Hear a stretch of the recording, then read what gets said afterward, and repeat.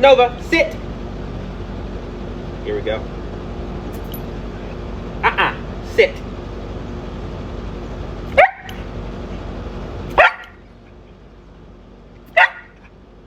Good boy. So he knows. So for me, it looked like that dog was not a defiant dog. You know, that the full title is Correcting a Defiant Dog. So it tells me a couple things. One, you've already got in your head that the dog is going to be defiant. And two, you are planning on correcting because you got that camera rolling. I don't know if that's the best strategy. The kick I've been on here lately is very much, you know, what is the dog feeling in that moment? You know, where is the dog's mind at? And how sure of that can I be? We're very quick to say, well, that dog knows to sit when I say sit, or I give this hand signal, or this body language, or this situation arises, or whatever. But the thing is, if the dog knows it for sure, and the motivation is sufficient, like whatever the reinforcement is, whatever that motivation is, whatever the dog is seeking in return for doing that, if the motivation for that is sufficient, and then they don't perform and they get a correction and they still don't perform, they don't know what you're asking. 100%. So for me, a correction that harsh should not happen on a dog that doesn't know what the hell is going on anyway. One of the things that the guy talks about is that the dog's not taking any food. It's been there for several days. He's only going to work it on the dog on kibble. Is not interested in doing anything higher value.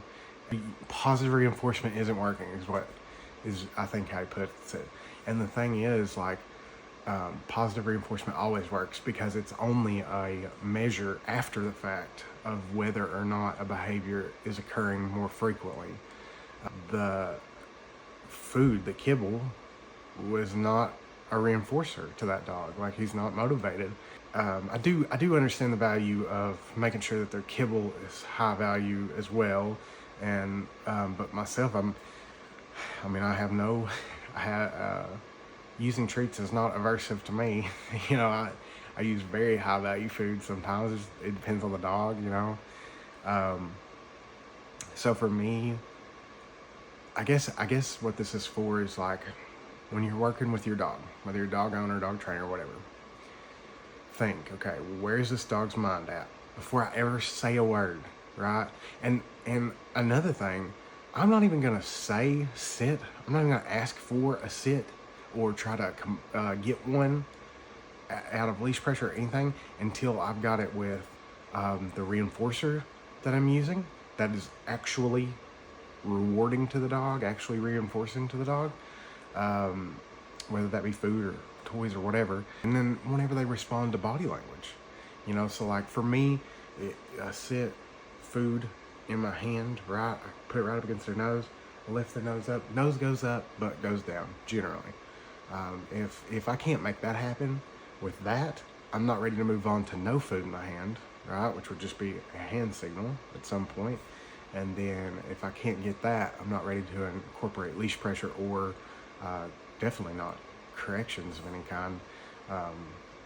You know, like, it's very old school, you know, 10, 20 years ago, dog training, like, okay, we're just going to punish the hell out of everything this dog's doing, and the only correct option that's left, the only option that's left is the one that doesn't get punished, right? So we're just like correction, and then nothing.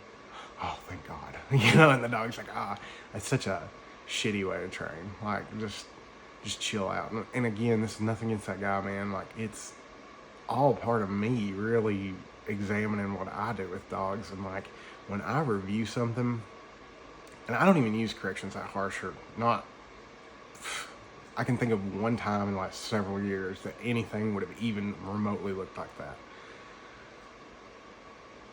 With that being said, I still watch interactions with dogs, and like maybe I said something a certain way, I moved a certain way, and the dog definitely found it aversive and had that same emotion and outlook and facial expressions and body language and everything.